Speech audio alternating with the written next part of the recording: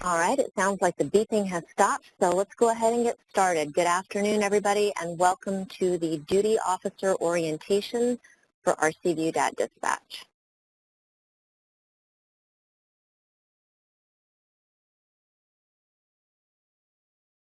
I would invite you to ask questions often throughout the presentation. You can either do that by unmuting the phone. I'm going to pause periodically to allow time for questions, or you can type them in the chat, and we'll also pause periodically and go through those questions as well.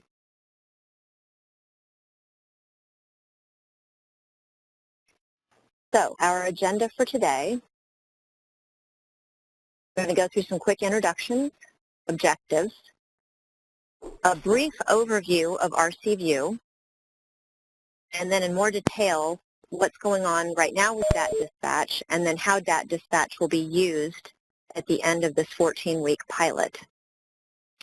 We're going to go into some detail on the DAT app, and then focus a bit on your work as duty officers.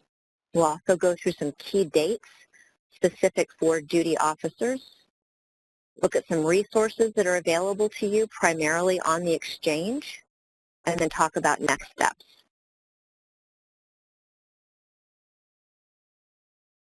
So, my name is Anna Caldwell, and I work with RC View Application Deployment. Joining me today on the call are Andy Evans, who focuses on RC View training, and from the DAT program, Alex Rose.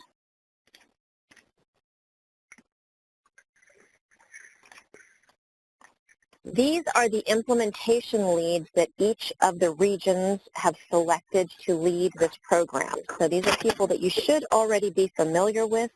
They likely are the ones who guided you to this orientation today.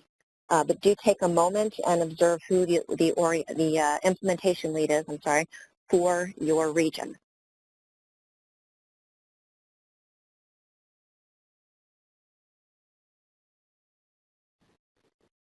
So our objectives for today. So we want to orient you to RC View DAT Dispatch, the project, provide a basic understanding of RC View, and then talk about how RC View DAT Dispatch is being used today, as well as how it will be used by your region at the end of the 14 weeks.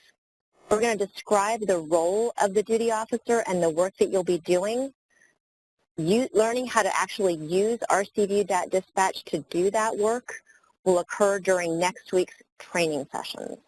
And we'll talk about how to sign up for those training sessions as well. And then we're going to talk about some resources that are available and hopefully help you ensure that you're feeling confident about your work to use the system as a duty officer.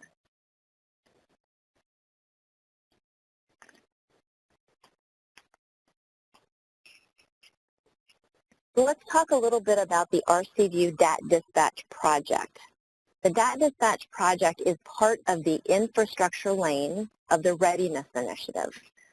If you're not familiar with the Readiness Initiative, there's information about the Readiness Initiative on the exchange. If you just go to the exchange and search for Readiness Initiative, it'll come right up. As a matter of fact, I'm going to show that page right now. So there's information out here about the Readiness Initiative. It has the groupings. The regions were placed in groupings in consultation with their DDEs, roughly groups of 14 or 15 each, and then it talks about the timeline. So you are the first group of regions that are receiving RC View DAT Dispatch, while the other regions are in one of the other lanes. We have a 14-week timeline for this pilot, and we are currently drawing to the close of week 3. What this focuses on is DAT responder scheduling and DAT activation using RC View and the DAT app. However, regions that are not already using RC View for duty officer scheduling will also be adopting that functionality as part of this work.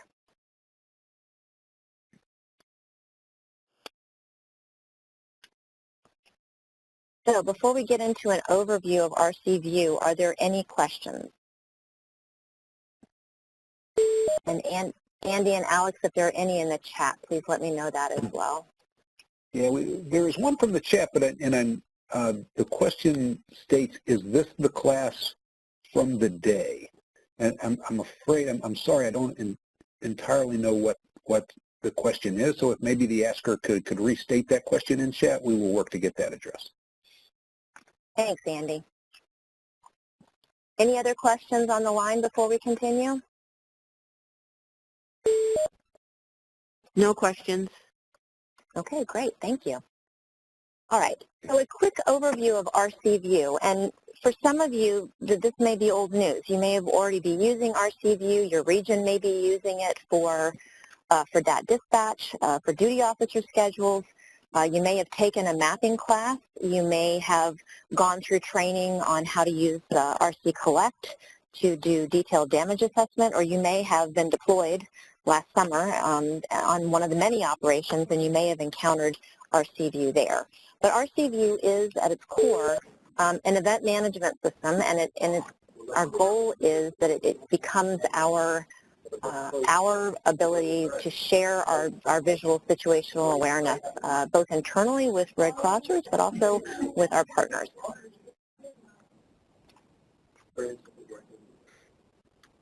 So it's actually two systems. There's the DAT Dispatch DAT app, which you may hear sometimes people refer to that as Noggin or OCA. And then on the other side is the Esri ArcGIS mapping system, and that's where RC Collect mapping and future capabilities like the National Shelter System will be residing.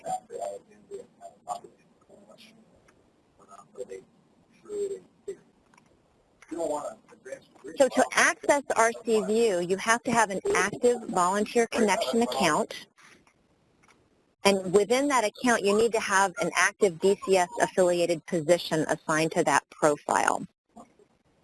To log in, you just simply go to rcview.redcross.org and enter that login information. It's the same credentials that you use when you're logging into Volunteer Connection, so the same email, same password, and then click Sign In.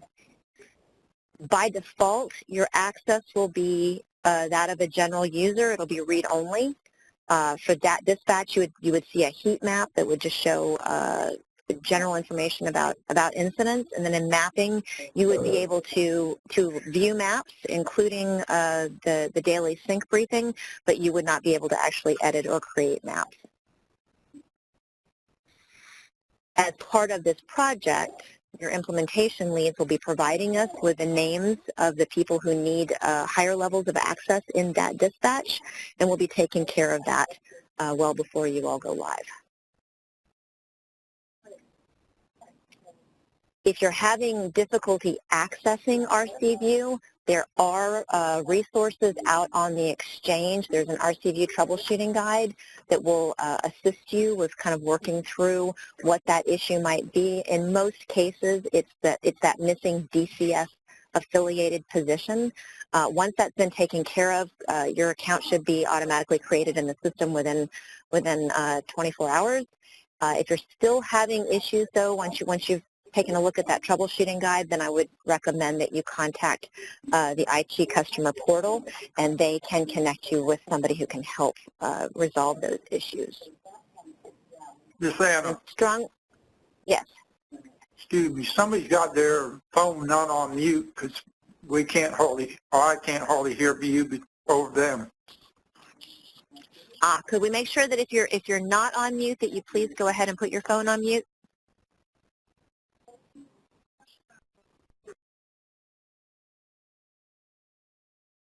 Or hopefully that is better.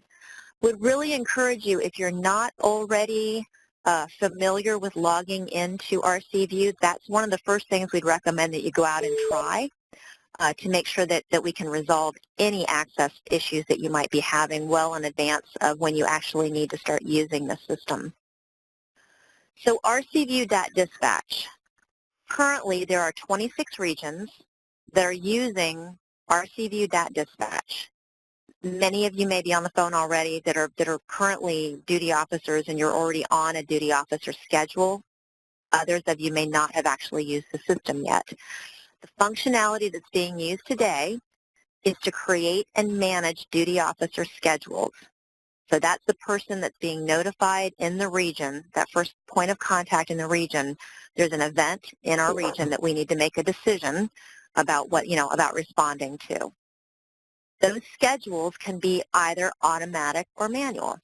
If they're manual, then that means somebody, most likely today it's going to be somebody at National Dispatch, is just going through that schedule and calling people in sequence until they get somebody that says, Roger, I got this.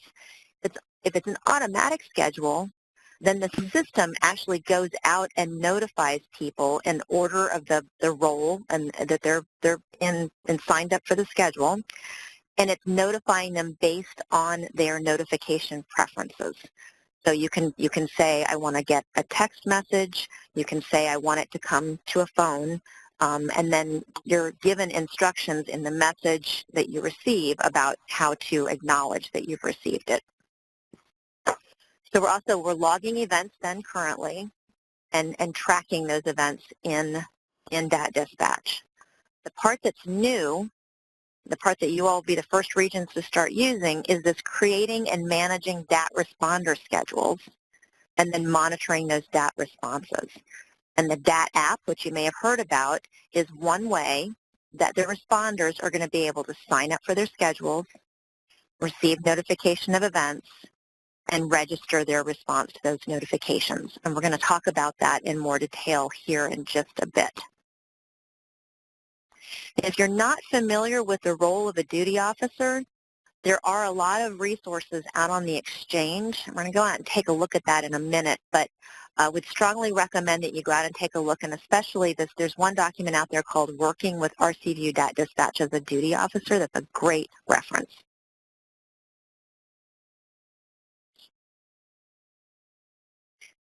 So another thing that's important to note if you're not familiar with the system is that both the duty officer schedules and the DAT responder schedules are geography-based. So the schedule is tied to a particular geography. In many or most of the regions that are using it today, those duty officer schedules, there may be one covering the entire region. We have regions that are doing that. Or it may be one that covers, multiple counties, depending on how you're set up. Many of them, I think, are set up more along chapter boundaries. For the DAT responder schedules, those are going to have a one-to-one relationship with whatever your current DAT response areas are today. And you'll hear us talk about territories, but those are DAT response areas that have been defined in the system. Many of those are county-based, but in some cases, regions did tell us that they split counties, and that's been taken care of. So this is a look at the way that the system works today with the new functionality on here. So somebody's contacting the Red Cross, maybe the fire department. It could be a client saying that there's an event that they need assistance. That event is entered into RC View DAT Dispatch.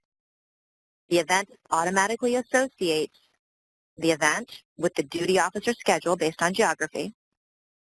The duty officer is notified then based on their notification preferences and the schedule type, right? So they've said, I want a text, I want a voice notification, and then we're looking at, is it a manual schedule or an automatic schedule?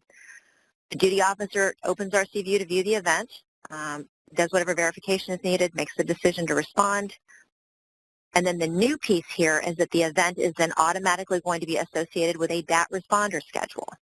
And DAT responder schedules also can be manual or automatic, or there's a hybrid in there where they can also be semi-automatic, which basically means the duty officer can intervene in the selection of who's going to be on that schedule before it's actually pushed out. And then the DAT responders are notified, again, based on their notification preferences and the type of schedule. So currently, we've got some events that are being entered into RC View. Our future state is that all events are captured in RC View.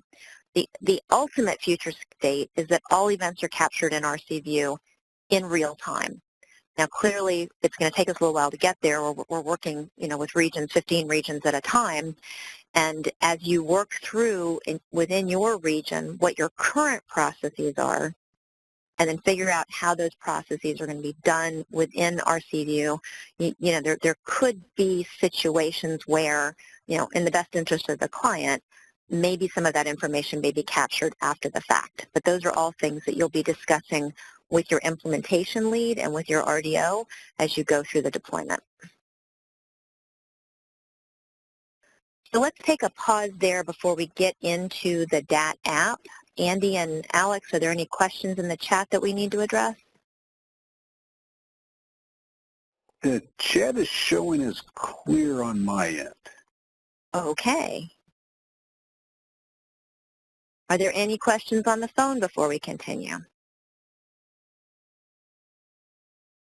No questions. Yeah, can you hear me?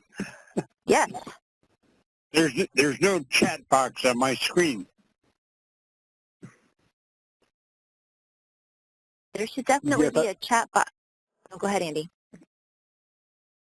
Oh, yeah. I think when you're sharing, like you are now, in order to expose the chat for each person, they just need to go up to the top of the screen and kind of hover over the blue tab where it says Viewing Clara Von M's Desktop.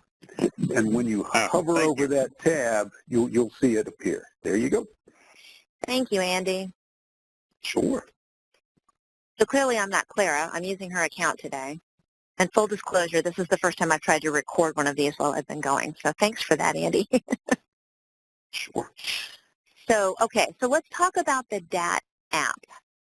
So the DAT app has been created primarily for our DAT responders so that they have an easy way to sign up for shifts, accept assignments, and get information about the assignment and their team. The DAT app is the quickest and easiest way to sign up for shifts and to accept assignments, but there are other ways to do that. The app can be viewed both on either on the smartphone, an Apple or an Android phone, or you can access it through a web browser. So, alternatives to the DAT app. So again, you can get your notification preferences, you can sign up for shifts, you can get event notifications, you can report that you're on scene and off scene using the app. You can do your notification preferences or sign up for shifts also in a web browser. But there's other ways to get notifications. So you can get event notifications by SMS text, by voice or email. And then you can report that you're on scene or off scene by SMS text or voice. In addition to that, the DAT coordinators can sign their responders up for shifts. So there's certainly, if that's something that people prefer to do while they're actually having their DAT meeting, very easy to do that as a group. Or, perhaps they call their DAT coordinators and their DAT coordinators sign them up. But that's one way to do it. And then the duty officers can call responders to notify them of an event and for ongoing communication during the event. So that doesn't have to happen through the app. It can, but certainly there's other ways that communication can occur. So before we talk about what you'll be doing as duty officers, I'm going to take a look at, oops, where'd it go? That's not what I want to look at. That's what I want to look at. Let's take a look at the DAT app. I realize many of you wear multiple hats in your regions, and so you may or may not use the app, and so I wanted to go through it with you real quickly to talk about downloading the app and then some of the functionality that is in the app. So getting the app, very easy. You can go to the Google Play Store and search for Disaster Action Team Noggin. Noggin's the vendor, and that you can search on Disaster Action Team, but if you actually plug in Disaster Action Team Noggin, then that's all you'll get is that app returned. And then in the App Store, if you search for Disaster Action Team, it will pull the app up. So to log in, you simply tap the login screen, and then, like you would if you were logging into, the full desktop version of RC View, you're going to use your volunteer connection email and password, and then tap Sign In.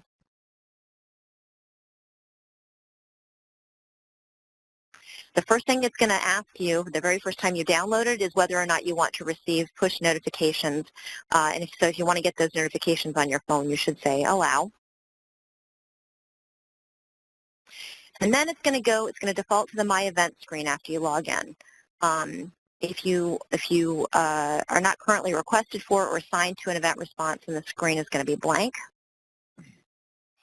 And then if you just click the menu icon up here to navigate, then it's going to take you to the main navigation screen.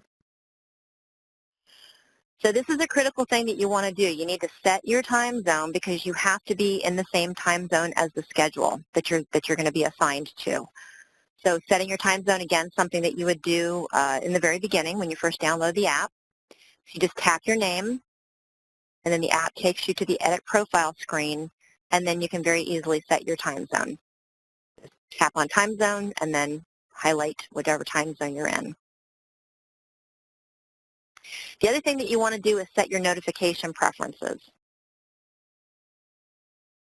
And that is what's determining how you're going to receive automatic notifications.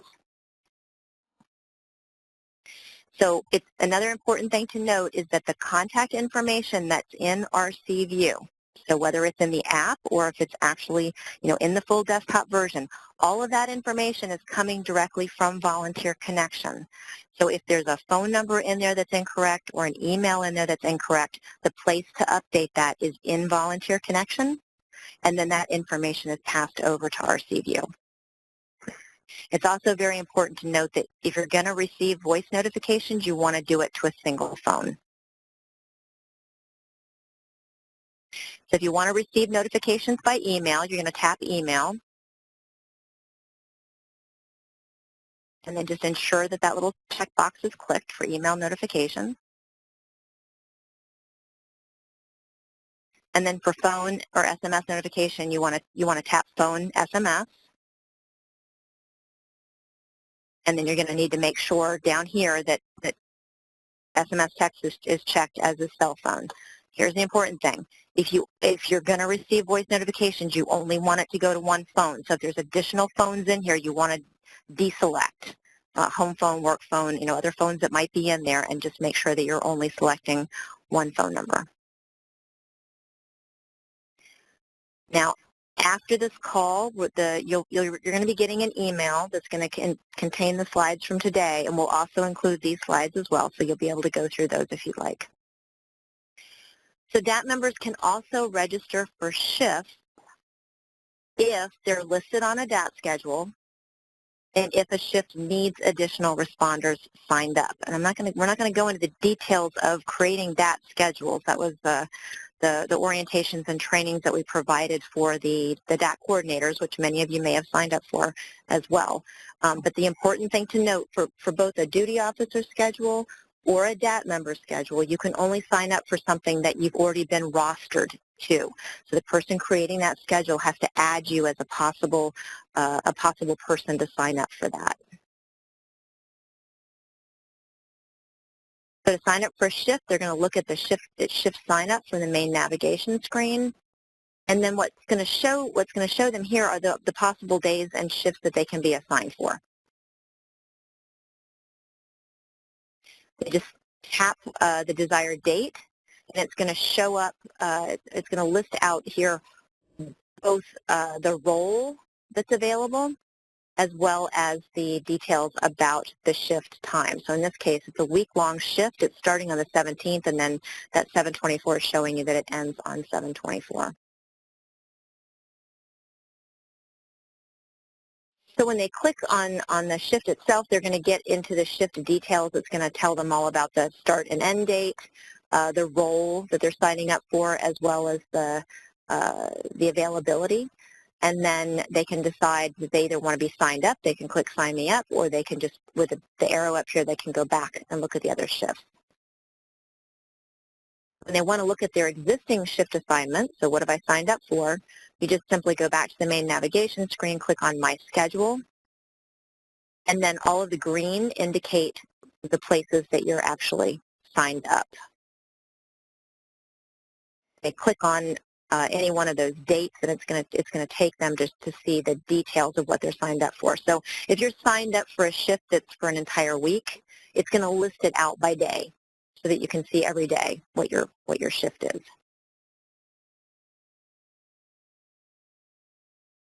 Now, if they want to look at the details for that shift, they just click on the shift, and it's going to give them the details. It's going to remind them, yes, you're signed up for this. If you need to cancel a shift assignment, you can remove yourself. And of course, it's going to ask you, are you sure? And then you can confirm. But you cannot remove yourself from a shift assignment as a DAT responder within 24 hours of that shift start time if you are on call. In other words, if you're signed up to be kind of a primary responder. However, your DAT coordinator would be able to override that.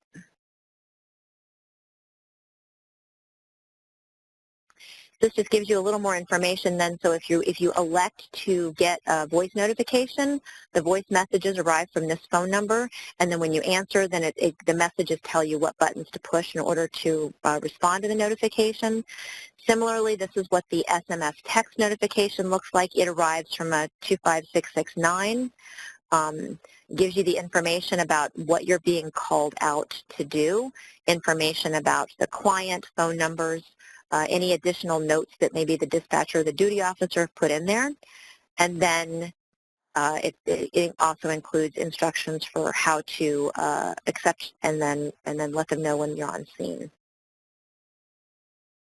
And then this is an example of an email notification that you can receive, gives you the information about the event,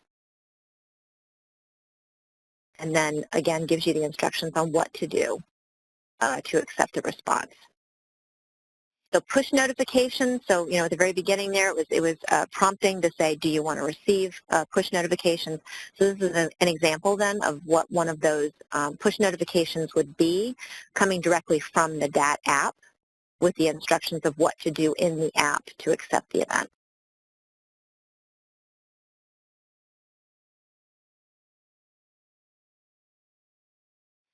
So once you're assigned, when you go in and you'll see that the status is that you're requested, and then you just simply tap to accept or reject the assignment. And then during the response, the responders can use it to look at a map, to map a route to the event, to see who is responding with them and who's serving as the duty officer, communicate directly with the team by recording notes, and then indicate when they are on and off scene. And that is a requirement with this pilot, is that's information that we do want to start collecting, which is again why it's important. If you're not using the app, there are other ways to include that information. And then you can also see events that you're assigned to, basic information about the event, your status is assigned,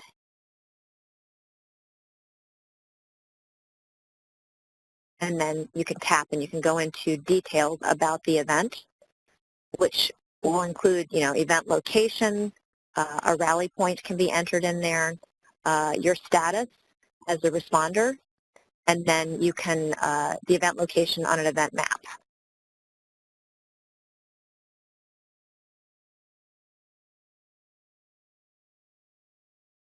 So to map a route's event, or to route the event, to map your route to the event, you can tap on the address, and the app is going to open your phone or your device's mapping tool. So whatever map or direction app that you're using. And then it's the same thing with the rally point. You can click on that, and it will map you to the rally point as well.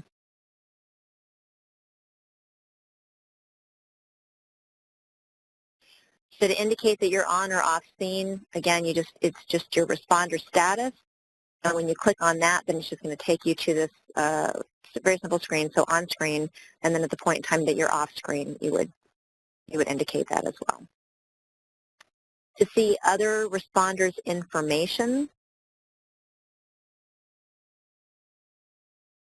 you can tap the Event Resources icon, and you're going to see the DAT member listings, and you can view their contact information. So you can get a cell phone if you needed it there. If your smartphone allows it, then you can also just tap that listed phone number to initiate a call directly to that person. And if the duty officer is assigned a vehicle, then you would also see a vehicle assignment in there as well. There is an ability to see or add notes. So you can see notes that are recorded by members of the team. And then you can also add notes.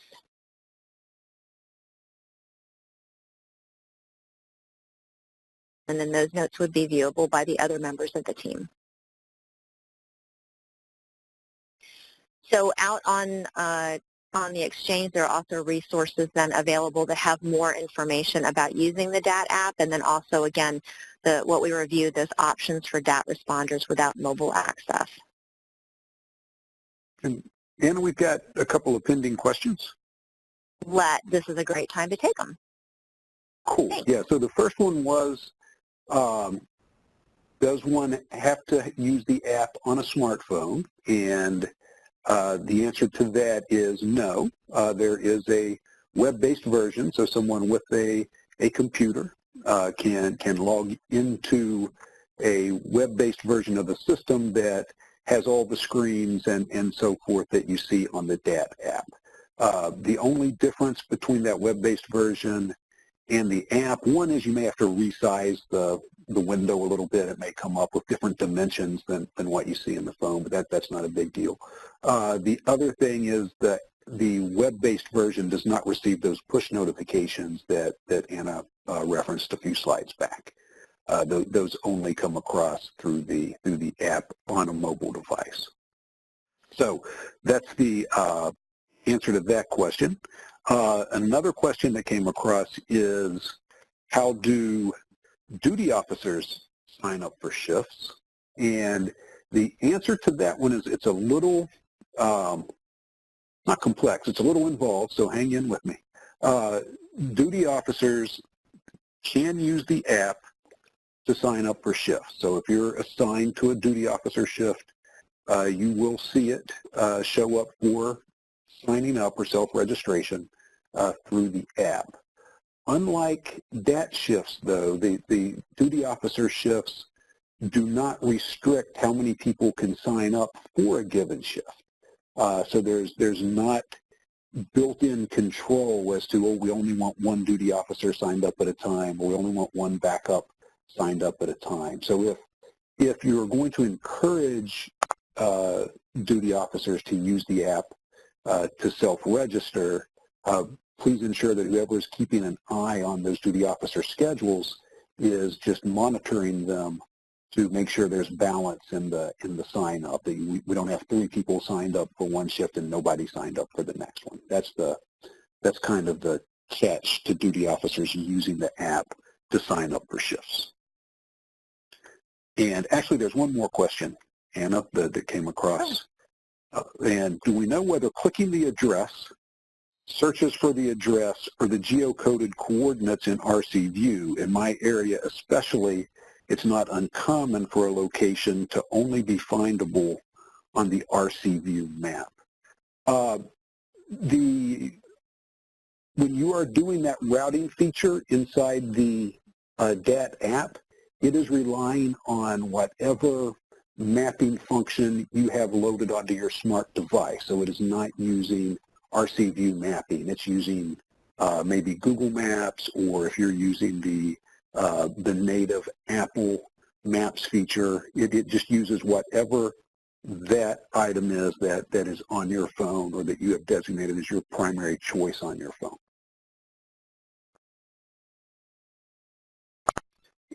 Okay, so and I hope that addresses those questions. If anybody has follow-ups, let us know.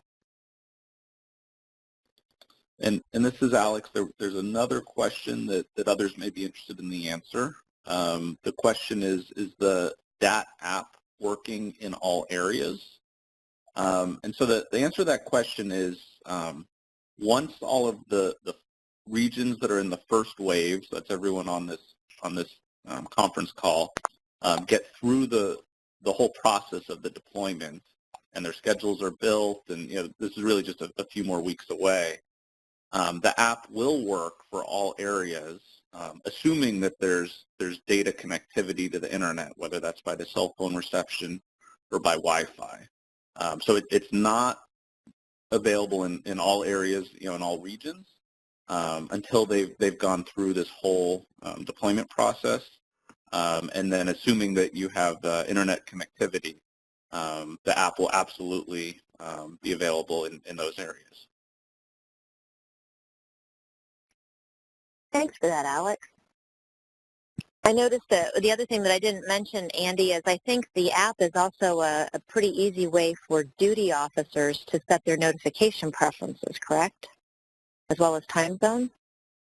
Oh, absolutely. Yeah, it's certainly the best way to do that. And for duty officers on the call who are receiving automated notifications, particularly if you're receiving automated voice notifications, if you're having any difficulties with that, I would recommend going to the document that Anna just shared with you and just going through the steps of setting up your notification preferences, because that is a good way to combat that issue that some folks have run into with receiving automated voice notifications. As Anna mentioned, the key to that is having a single phone type selected, and that document walks you through those steps.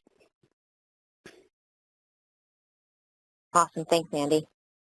No. Any other questions before we continue? This is Martin in Atlanta chapter. My question is, once the it goes region-wide and the disaster action team leaders are going to be receiving notifications to respond to a particular event, what is our duty? What is our role going to? How is our role going to change? So you are currently, oh, go ahead, Alex. Okay. Yeah, I would say your role as a duty officer likely isn't going to change significantly, other than how you do your role. There's going to be more opportunity for you to have real-time information, with the assumption that the folks that are on the disaster action team are using the app. So whereas right now perhaps you're manually making phone calls as a duty officer to contact your DAT lead and contact some members and trainees, you'll have the option now as a duty officer to use this app to contact them. And if they're comfortable using the app on their phone, they can just push a button to say, yes, I will respond, or no, I'm not responding. So it's going to hopefully empower you to support them in an even more efficient way to, at the end of the day, do what we're all working towards, which is get to the scene efficiently and safely and support them. I have a follow-up question. Will you have to use the app to notify them? Because I personally do not like to use my phone a lot as far as responding on internet. I'm so used to using a laptop and being connected to the internet. I find it more useful to do my duty as with internet connection. Yeah, so Marty, that's a great point, and I'll just pick it apart real quickly, and Anna, you keep us on the timeline if I get a little long-winded. I think two parts, Marty. First, we need to distinguish for you, if you're the duty officer, you are not going to be using the app itself to receive, to take your action as the duty officer, to deploy the team and the other things such as monitoring if they're on scene and supporting them. You will have to be using the desktop browser on a computer with internet connectivity to do that portion. Everything that Anna just showed us about the app is other than customizing it for you with your time zone and your notification preferences as a duty officer. The app is really designed for the DAT responders, and so you'll just to say it another way, you will need to be using the browser. Secondarily, if there are, and there certainly will be, DAT members that don't want to use a smartphone at all or don't have cell phone reception, as Anna showed us, there's many ways that they can be notified, whether it's through text message or through an automated voice notification. But if the most efficient way for everyone is for you as a duty officer to call them on their landline, the same way that you've always done it. You can and should continue to do that to support them the way they want to be supported. And then you, as a duty officer, can just make 2 clicks in the system to say, yes, I manually called Joe Bob, and he is responding, and this is the time he said he was. So you can take the action that otherwise another responder might use the app to do to say that they are responding. Does that answer the question?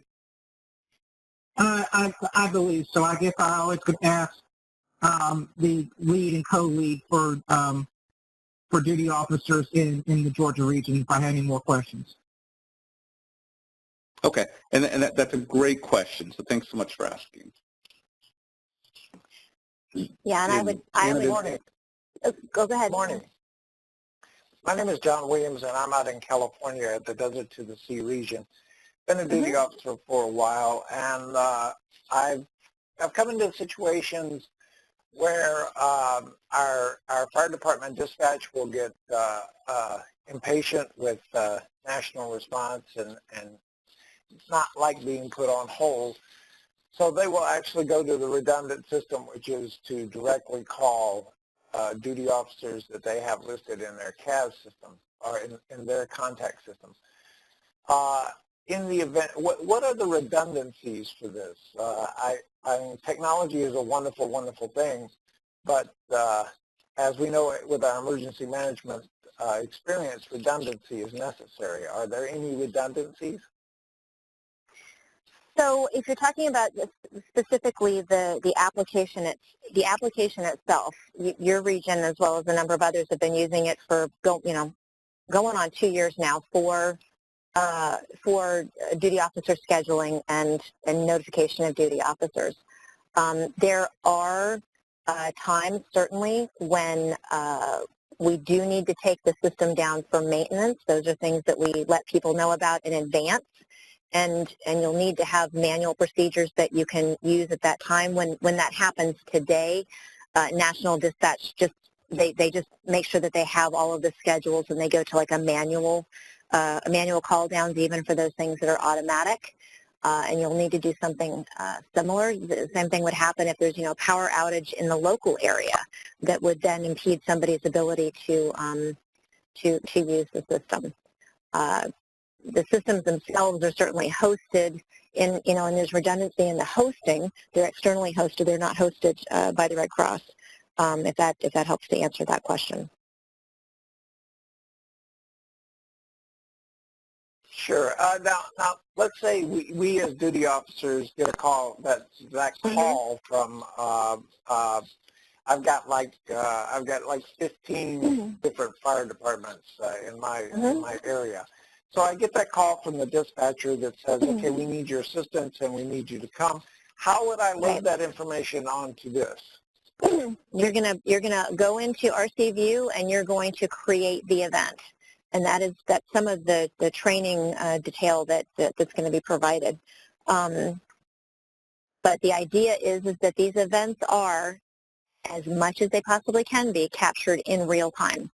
The idea would be that you would create the event in the system and then use the system to notify the team in whatever way that team and that schedule has decided that they're going to operate. Okay, I look forward to seeing that. Thank you. Okay, awesome. And Anna, we got another question, which are, do the notes become part of the permanent record and available to be subpoenaed? And so I'm not a lawyer. My understanding is, I think that, frankly, anything can be subpoenaed if there's a lawsuit.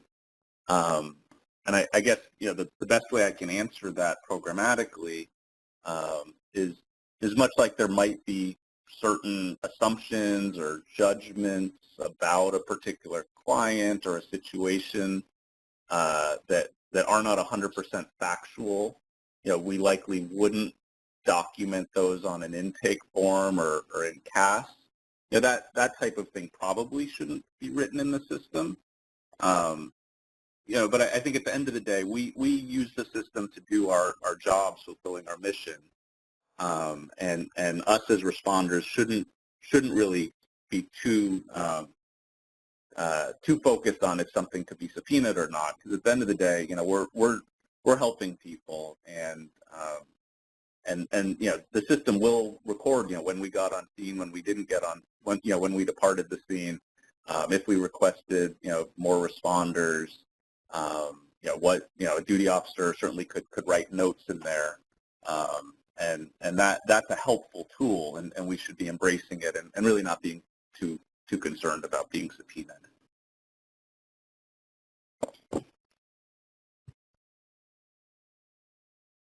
Great. Any other questions? All right. Let's start talking about then what you as a duty officer are going to need to do that's different now than the way this system's been used today. So you're going to need to take that duty officer training, and in the training next week, you're going to learn how to create event records, right? Question that we just had. You're going to learn how to accept new event notifications, and then how to activate, monitor, and support an event response through the RC View desktop system.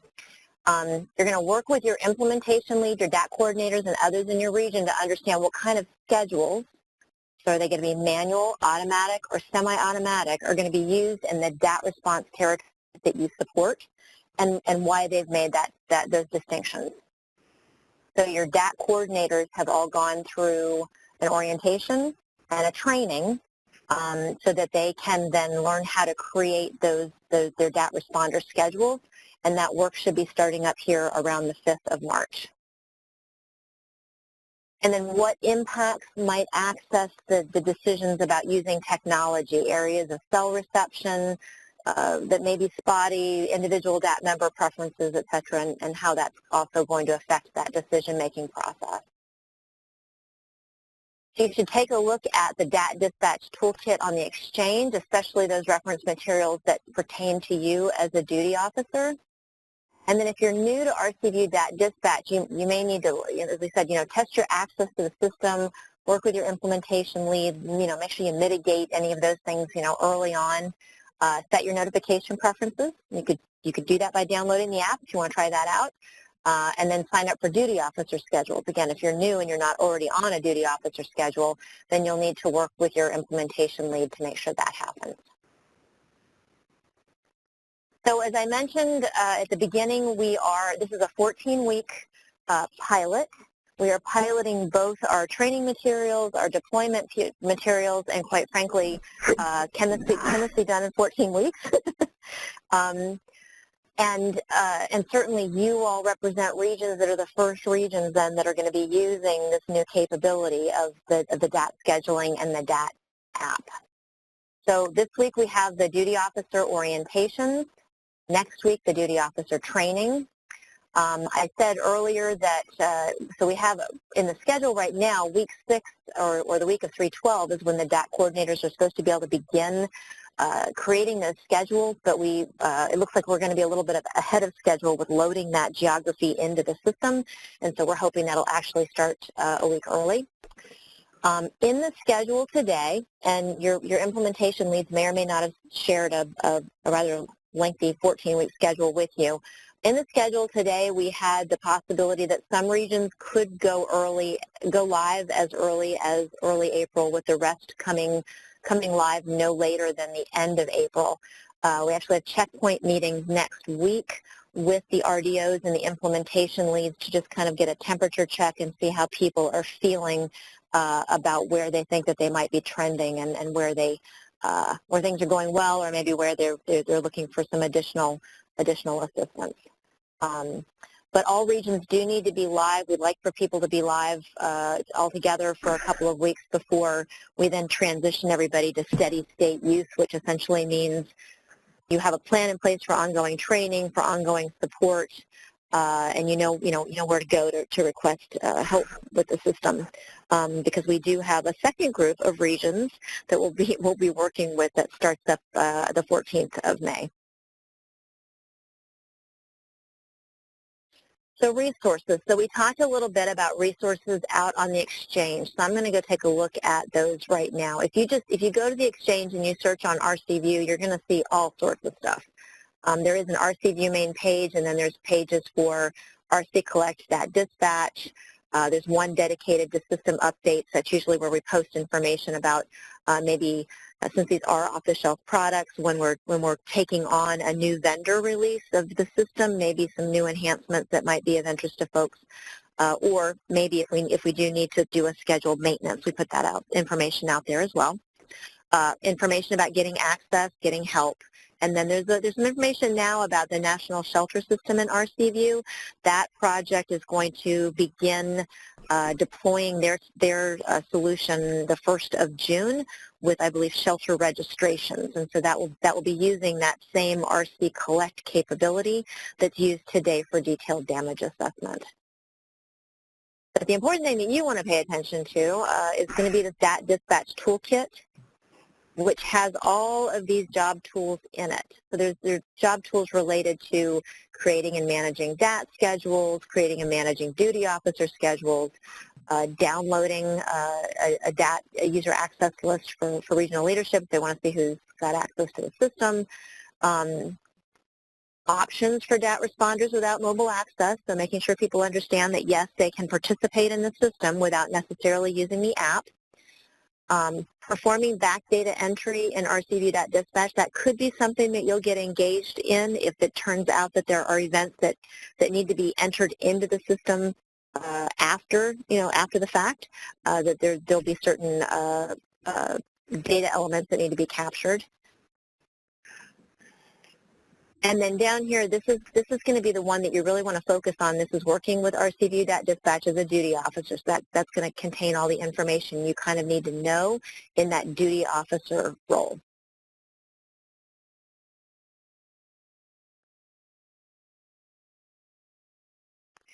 So EDGE is the place that you're going to want to go to sign up then for those training classes next week. I believe the first one is on Wednesday. Again, like the orientations, you only need to sign up for one. And like the orientation, so this orientation is being recorded, and the recording will be available early next week. So certainly if there's other people in your region that weren't able to attend one of the sessions this week, I'd appreciate it if you would encourage them to keep an eye out for when that recording is posted, and they can view the recording. Similarly, the trainings are also being recorded, so if somebody's unable to attend a live session, then they're also going to be able to view that on demand as well. There are videos, and we're going to include links to all of these materials when we send out an email with these slides in it. But there's some great overview videos and then some detailed videos that'll help you understand the workflow. Your implementation leads are absolutely your primary point of contact for questions about what's going on in your region. And then there's also a SharePoint site. The majority of the materials are being published out to the exchange, but if you have a redcross.org email, then you can access that SharePoint site as well. It's more of a project management site, but that 14-week calendar, for example, is one of the things that is posted there. We also have, in addition to the trainings, we have office hours. So again, training, you need to sign up in EDGE. If you go search in EDGE, it's RC View DAT Dispatch using RC View as a duty officer, and it'll pull up the 3 scheduled times that's being offered next week. Wednesday from 9:30 to 12 Eastern, Thursday from 4:30 to 7, and then Saturday from 12:30 to 3. All times are Eastern. Office hours are times when we literally open up a phone line and we welcome anybody to call in with a question. We'll include that phone number in the information that we send out. It could be that your implementation lead has already forwarded that to you, but it's every Monday from 7 to 9 p.m. Eastern and every Thursday from 12 to 2. If you have a question, feel free to call in and get help then. That's exactly what those times are available for, and we welcome people to call in and share their questions or concerns. So next steps, strongly encourage you, if you're not already an RC View user, test your access, watch some of the videos that we're going to link out to you, sign up for the duty officer training. Make sure you get into the training before they're scheduled to occur next week. and so you can learn all about activating your DAT numbers and monitoring the responses, and then go out to the exchange and make sure that you know how to get to that toolkit and that you're familiar then with those materials that are out there. Hey, Anna? Yes. May Time we for questions. catch up on some questions? Okay. You absolutely can. Got a couple here. So one is about the SharePoint site. What if someone does not have a redcross.org address? Email address, I should say. Yes. So you can actually access it without a redcross.org email address, but you do have to go through an extra step to register whatever your current email is, you know, Gmail or whatever you have, as a Microsoft. There's an extra step, and I'll include that in the information that we're going to send out. We shared that with the implementation leads this week as well. So it's definitely doable, but there's just an extra step that you have to go through in order to do that. Great, thank you. And another question, and I think I can answer this one. Are you going to show in this session what RC View looks like? And this is not the system training that we're doing next week. This is right. You know, it's an orientation.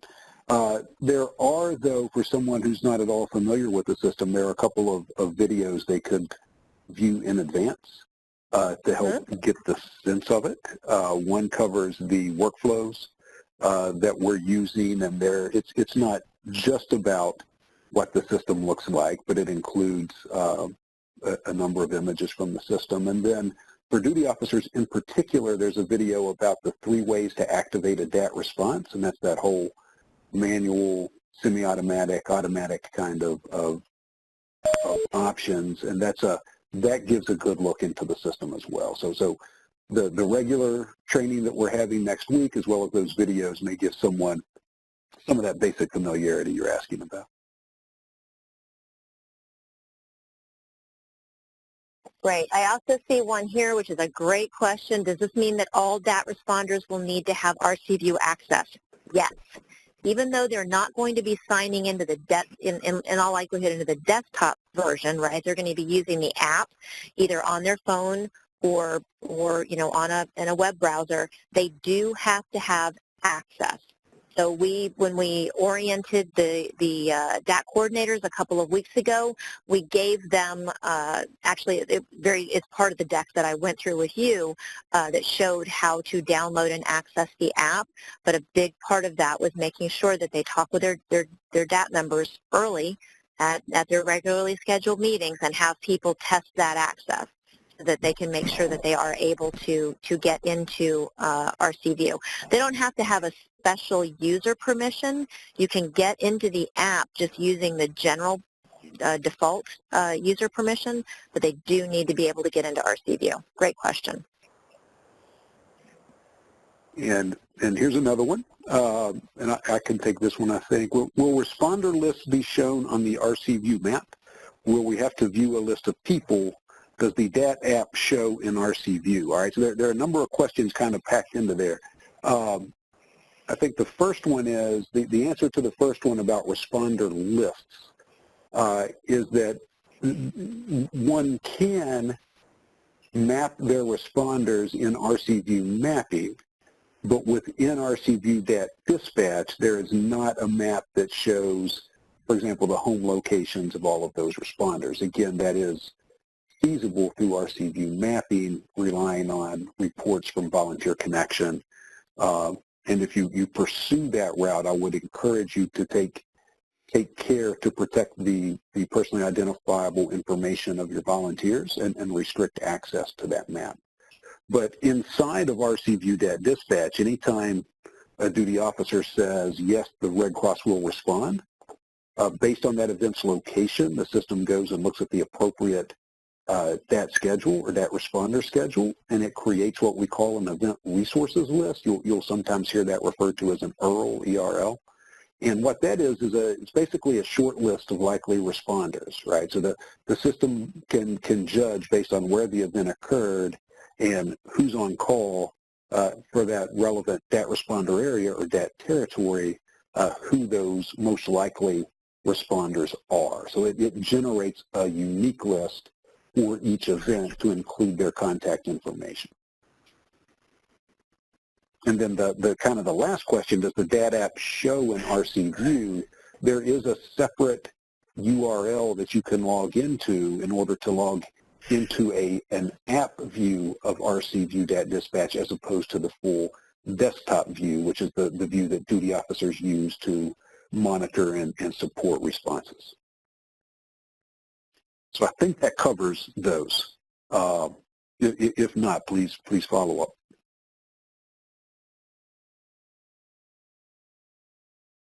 Great, thanks for that, Andy. And Alex, are there other questions on the phone?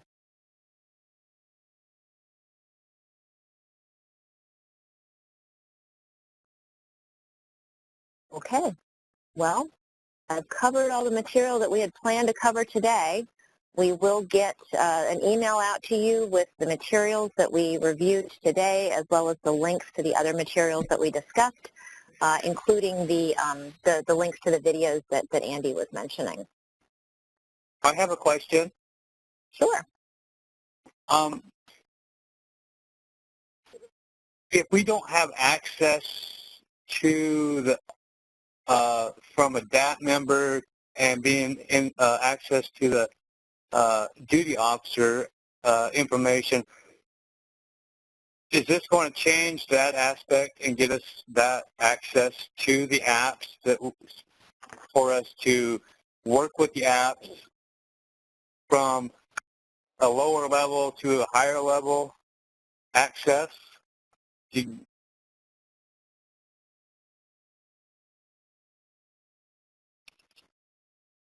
I'm not sure I'm following the question. Okay, I have access to RC View. I can look at Oh, okay. On the web page. I can see the information there. I can see my information, but I can't change anything in within that. So is this going to change that access to where, yeah, you know, am I going to be able to see other volunteers listed or what? Yes, yes. Your implementation lead is providing us with the names of the people who need to have their access level changed. And as part of this process, we will be working with them to make sure that we grant the appropriate access to folks so that they can then do the work that they need to do in the system. Okay. But again, I would just remind you that that is not the place that you would change your contact information, that any of those phone numbers or email addresses that are in RC View are coming from Volunteer Connection, and you need to change it in Volunteer Connection. Right. So that it gets updated there. Great question. Any other questions?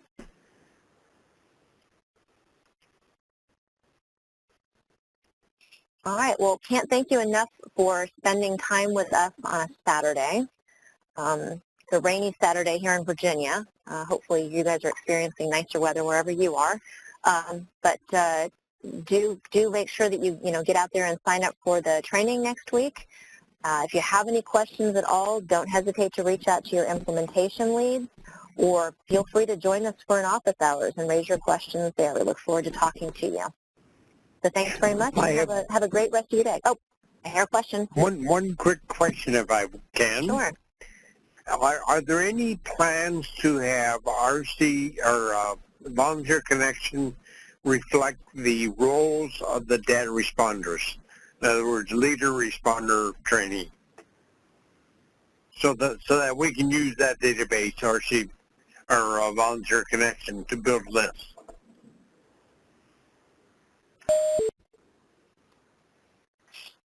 Alex, I don't know if that relates to the table of organization or not.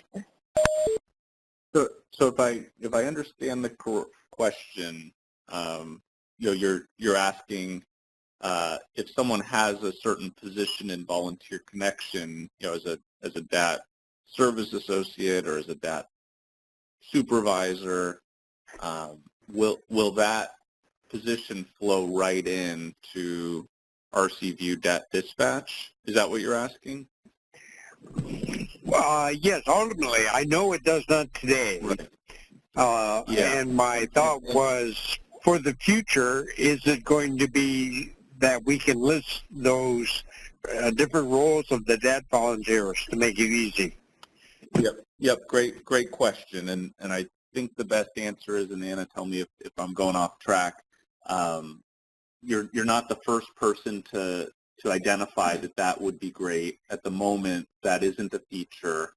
And once this rollout occurs, we're going to have more opportunity to prioritize what types of enhancements can occur. And I absolutely agree with you. That type of interoperability would make things easier for us. All that said, it's important to note first that there is contact information about the DAT responder that does go from Volunteer Connection. So if someone changes their phone number in Volunteer Connection, that automatically will go into RC View DAT Dispatch, as well as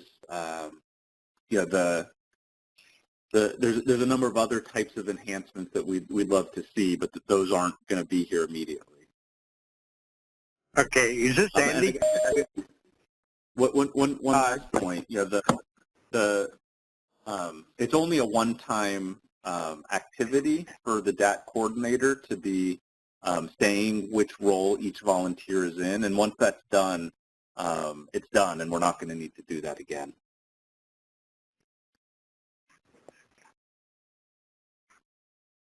Okay, my last question, if I can. I am an RC View mapper for region, and one of the disconnects in the system is being able to look at your territories in your region and have an event site and what volunteers are in close proximity.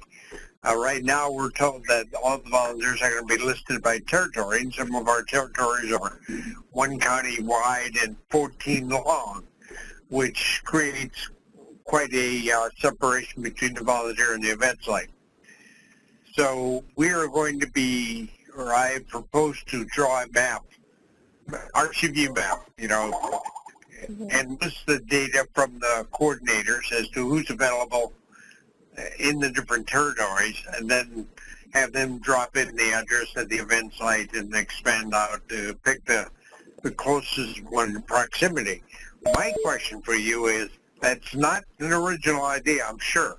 And have we got anybody in Nashville that's thinking about that, so we don't, end up duplicating work or writing differently than what it should be? Actually, I can take this, John. We actually had a conversation with Hal Simmons about this last week, and a number of the other implementation leads have raised this as well, and we will be coming up with a standard guidance for creating that. Certainly, creating maps is as much art as it is science, so people may want to put their own stamp on it, if you will, but we'll be providing general guidance for how that can be accomplished for those regions that wish to do it. And that'll address some of the things that Andy mentioned about, protecting volunteer personally identifiable information, which you probably would want to do by putting that map in a group that's only accessible to your duty officers. But we will, we will be providing that. Mm-hmm. Yeah, and actually, if you search it, go ahead. Is there a time that we can look forward to getting that information? 2 weeks, a month, 2 months? Yeah, I would say within 2 weeks. Okay, great. Great. Thank you. It's a great additional tool. Thanks a lot, guys. Have a great rest of your weekend.